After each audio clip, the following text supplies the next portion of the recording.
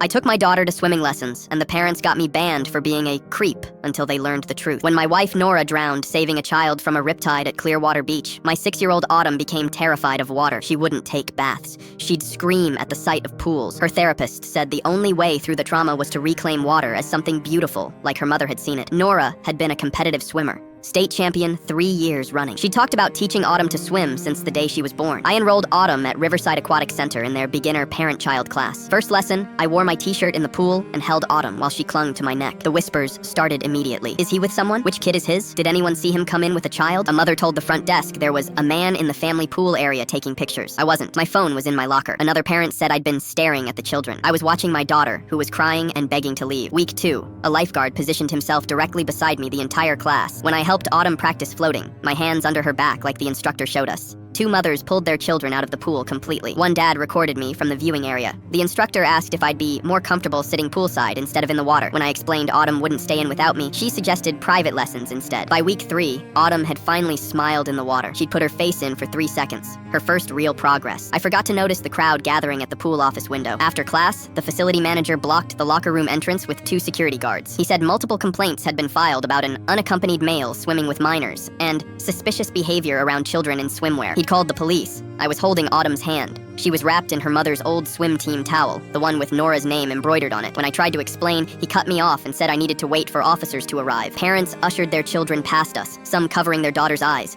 Autumn asked why everyone was looking at us. The officers arrived. One asked for my ID. The other asked Autumn if she knew me, if she felt safe, if I'd touched her inappropriately. She started crying. I turned around and pulled my shirt off. Across my entire back, a portrait of Nora breaking through a wave, with her competition times and the date she died. Below it, she saved one more before she left. And at the bottom, Autumn's name with the words, "I'll teach her to swim for you." The facility manager stepped back. One officer's hand went to his mouth. The parents filming lowered their phones. Then I showed them the article. Local swim champion dies saving child from riptide. Nora's picture in her team suit, holding her medals. The witness statements. The child's mother saying Nora didn't hesitate. I explained how Autumn saw her mother go into the water and not come back. How she tried to drown herself in the bathtub twice because she wanted to find mommy in the ocean. How this pool, these lessons, were the only thing keeping my daughter alive. Then I asked if they'd like to tell a suicidal 6-year-old she can't learn to swim because her father made them uncomfortable. The next day, the Aquatic Center sent a formal apology and offered us free lifetime membership. The facility manager changed their policy to include single-parent accommodations and enrolled in trauma-informed training. The instructor now teaches Autumn privately, no charge. 3 mothers who'd complained brought flowers to our car and apologized in person. The dad who recorded me deleted the footage in front of me and now volunteers with a drowning prevention nonprofit Nora had supported. Last week, Autumn swam her first full lap underwater. When she surfaced, she said, "Mommy would think I'm brave now." She was right.